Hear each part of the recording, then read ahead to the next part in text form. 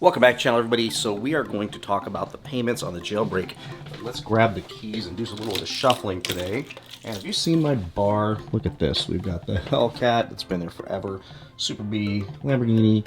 And because I used to want a McLaren, almost got a McLaren, didn't get a McLaren, we're still leaving it there. Aspirations, everybody. Future, maybe a McLaren. Now, let's go outside and talk about a little update here. Mercedes is gone.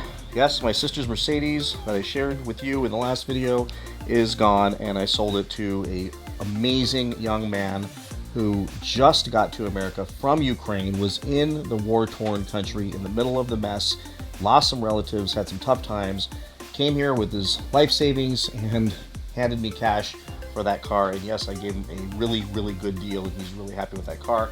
Lambo is doing great. Have not driven it in a week, which is really sad. But now I've got to do a little shuffling of my cars because got rid of the Mercedes. We've got to put something in the garage. What are we going to put in the garage? What do you think we're going to put in the garage? See, most of you think I'm going to put the Charger in the garage, but that's not true. I'm going to put the Camry in the garage because I'm not going to drive that next week. I'm going to drive this. I have been daily driving my Dodge Charger for the last 2 weeks, except for when Josh had the car, because I love driving that car, and I need to get to 7,500 miles. Inside joke, if anybody watched my last video is going to know why. But now let's get these things shuffled a little bit and talk about what the payments are going to be on my new 2022 Jailbreak that should be here in a few weeks.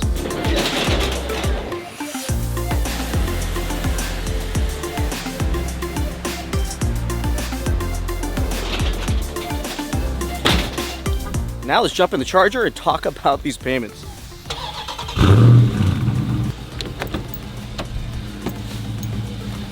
We are at 3,791 miles, about 3,700 or so to go. And one drawback of driving the Scat Pack every single day, which it's not a big one, but it's one that you have to acknowledge, is I'm still running at $6.50 a gallon, and I eat a ton of gas. Even on eco mode, we're running at an average of 12.2 miles per gallon, and I am out of gas, so we're gonna go put some gas in this thing.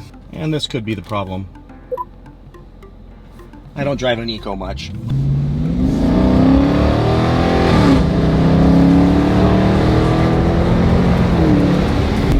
I really do love this car.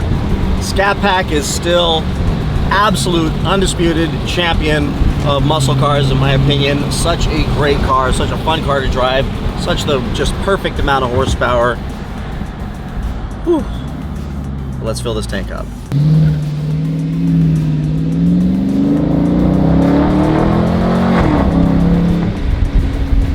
All right, prices got a little better. Looks like I'm at $579 right now. All right, so while I'm filling up, I'm going to share with you what I'm planning to pay for the Jailbreak. Of course, it's an estimate because if there's a rebate or I get the dealership to wrestle with me a little bit and give me a little bit of a break, that could change. But right now, my order is priced at $95,159 for the Jailbreak.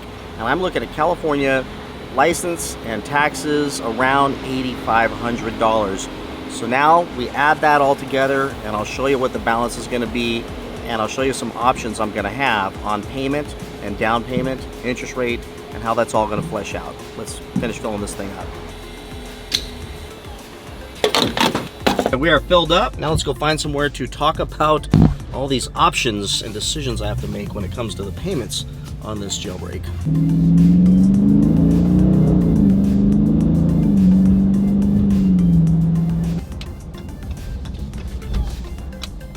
Alright, so after my last video where I talked about the price of my Scat Pack and the payments on this thing, a lot of you were shocked, one, that the prices have gone up so far on these cars. Remember, this one has that almost $2,000 Harman Kardon stereo, sunroof, it's a wide body, so that explains the price. Certainly Dodge raised prices year over year, and I expect that 2023 they're going to raise prices again, and it's just the world we're in. Just remember, do not pay markups.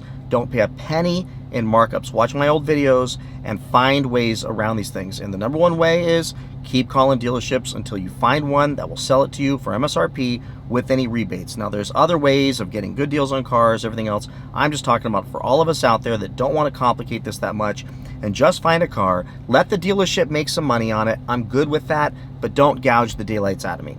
So the price I paid for this thing was what it was, and I'm happy with the outcome. And I'm in California, so these things are marked up $10,000, $15,000. So it's still, even in this market, so I feel like I'm in good shape. But so many of you had questions about what would the payments be on a Hellcat or my Jailbreak, or if you were to wait for that new 909 horsepower Hellcat that's supposed to come out.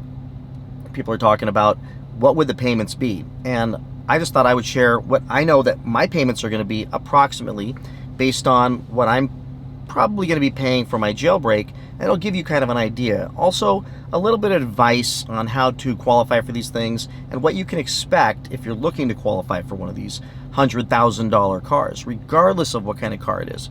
If it's a Dodge or it's a Mercedes or it's a BMW, all the rules kind of are the same. But let's talk about my Jailbreak. So I ordered that car back on, I think it was June 1st, and it was after the nightmare with my last Hellcat. So I had to give that one back, and thank goodness Dodge really stepped up.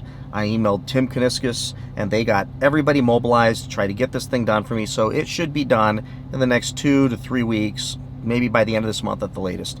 It should show up at the dealership, and I'll have to go pick it up. But what are the payments going to be? What am I getting myself into? And no question, this is going to be an expensive car. So at $95,000, a little over $95,000, I'm going to have tax and license and some other fees tacked on top of that. So let's just say those are somewhere between $8,500 and $9,000. I'm just going to go with $8,500. So that would take me to about $103,000, $104,000. Actually says $103,659. Now that's assuming there's no manufacturer rebates and that I can't negotiate any better price on this. Yes, I'm going to try, and yes, if they're watching this video, they know I'm going to try because I've done this in every car I bought from them. So who knows what the end price is going to be, but just accept that, and I accept that, it's going to be within a few thousand of this price, so numbers aren't going to be that much different overall. So that brings me $103,659. It's like $104,000 for this Dodge. Could you ever imagine that day coming? I mean, I just have to take a second, sit here and reflect on that. Like, I'm buying basically a police car for $104,000. Now, it's glorious, it's spectacular, it's awesome, but that is a lot of money. I used to buy high-end Mercedes-Benzes and Range Rovers and all that kind of stuff for those prices, and we expected those cars to be worth that kind of money. But this, look, I think it's worth it. It's an amazing car, but damn, that's a lot of money. So let's talk about what the payment options I have before me are. So that would take me to, now remember, in my last video I shared with you, there's all kinds of different options on time periods. So if you get a loan for, let's say, 96 months, your interest rate's going to be higher. If you shorten the term and you have really good credit, your rate's going to be lower. Reason why is the bank expects you're going to, it's a lower risk. So the shorter term, lower risk for the bank. Longer term, higher risk for the bank. People don't keep things as long anymore, so if they're upside down in their car, the risk is a little bit higher that they default.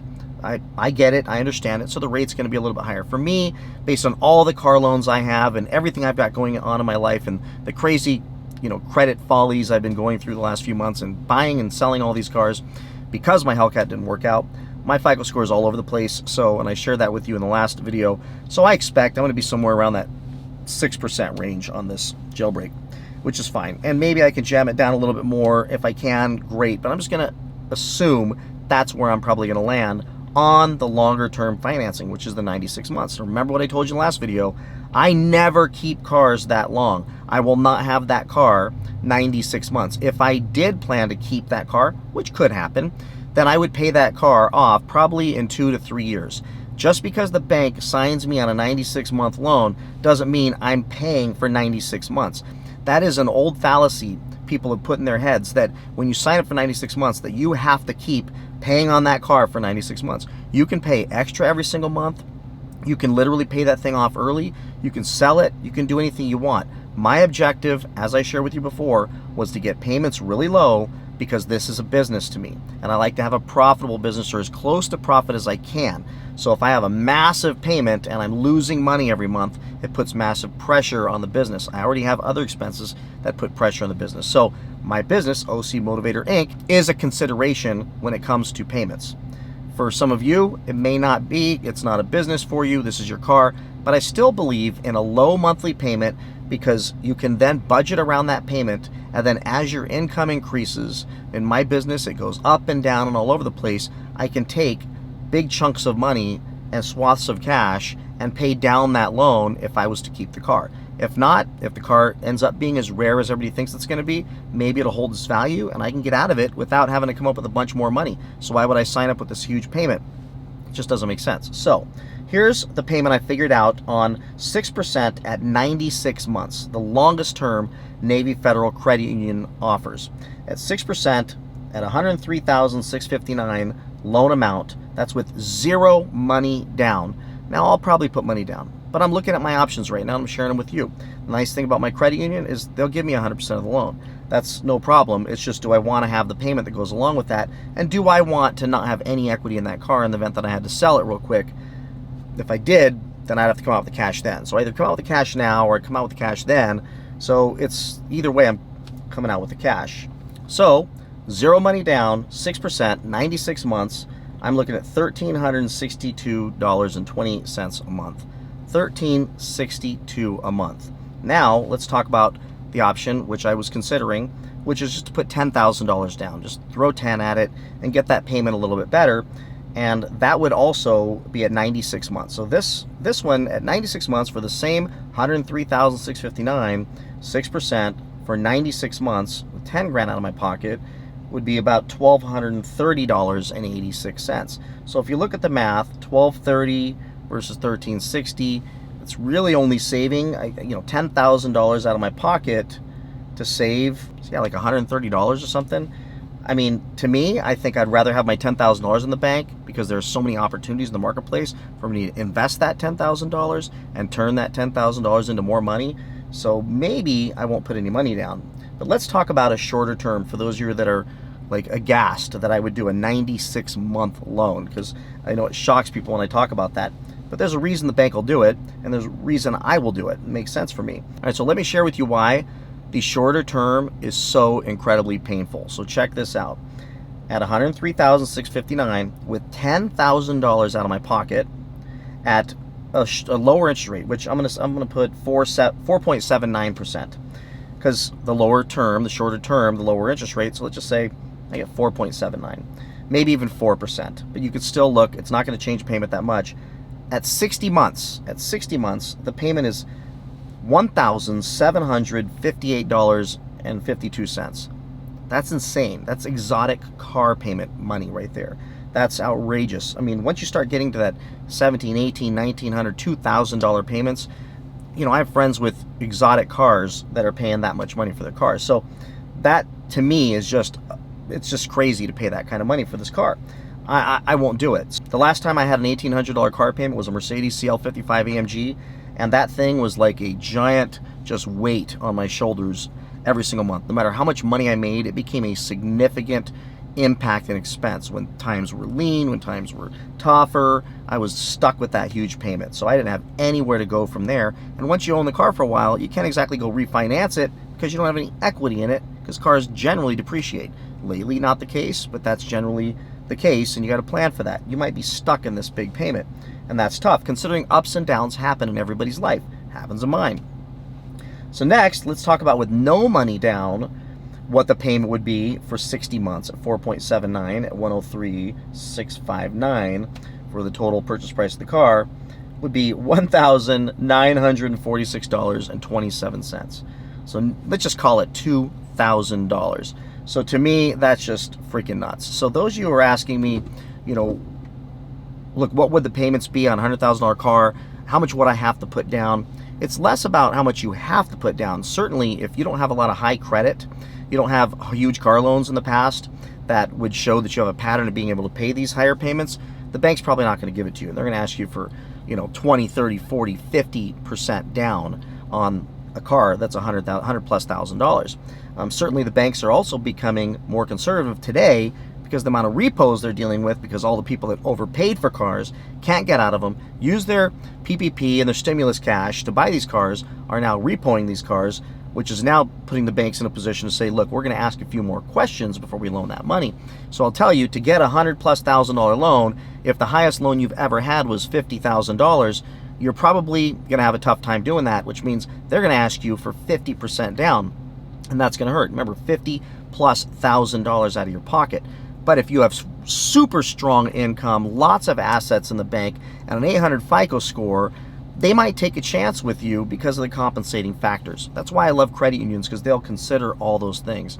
So again, if you're looking to buy a car over $100,000, this falls directly under the you got to pay to play whole theory, and I get that. But if you go through a good credit union, you got good credit and get a good interest rate, then you can get a good term on that loan. You can keep the payment really low and then pay that thing off quicker with extra money. So for example, why would I pay $2,000 a month on this thing for a 1% interest rate drop, taking it to 60 months versus doing the 96 months and paying, let's go back, what's the payment on 96 months with no money out of my pocket?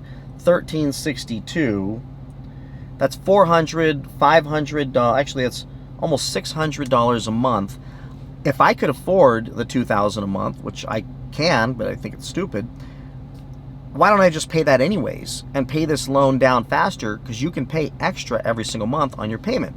So if I want to pay $2,000 a month really badly, why don't I take the 96-month loan? It's only 1% higher, and then pay the extra $600 a month as long as I can, but not be stuck in the event that I have a life event, or you have a life event and you need your payment to be lower. You at least can go back to paying the $1,362.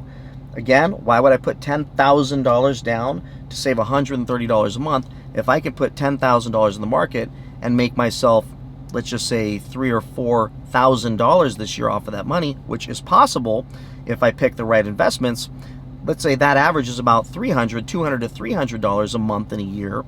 Why would I look to save $130 if I can turn that money into more money? So it all depends on your personal circumstance. For me, this is a business. Everything's a business. My whole life is a walking business. So I've got to do the math. I've got to be prudent, and I'm not going to put myself in a position where I couldn't afford the car. So the biggest question you all have to ask yourself when you say, could I qualify for a $100,000 loan, is if you have to ask that question, there's a good chance that you don't. Remember, if you are stressed out with a payment of $1,400 a month, the bank's going to know that when you apply. They're not going to want to give you that loan. And I would not recommend anybody, as much as you want these cars, to go in. If you're, let's say you make $100,000 a year and you take, let's say $25,000 off in taxes, and that's leaving you, I don't know, $6,000 a month to live on, and you've got, $2,000 or $3,000 a month in living expenses, you're not having much left over if you've got a $1,200, $1,400, $1,500 car payment every month. And then if you have a spouse with another car, and then you have any credit cards, you have anything, you have any debt, you have gas you got to pay for, you're probably putting yourself under a lot of stress unnecessarily. So I would just recommend get the coolest car ever, which is a Scat Pack, and wait till these cars are used, and maybe the prices will be better. But don't stress yourselves out. Please don't try to keep up. I mean, if I was putting my family under undue pressure and stress with this car loan, I would not do it. Thank goodness we have very little debt, and I make pretty great money, and I'm able to fit this into those budget parameters that my wife won't murder me when we get that car. Plus, this business delivers me a few $1,000s a month that I contribute towards the car payment. So it's really not the same. But just be cautious out there. Be smart, everybody. I know it gets exciting about these cars, but if you can afford it, go out and do it, because it's worth it, because they're a lot of fun. But if you can't, don't push yourself harder than you need to. I hear so much of that with the repos out there taking place. A lot of devastating things happening to folks. So just be smart, everybody. Stay motivated, and I'll see you in the next one. Thanks for watching. Bye.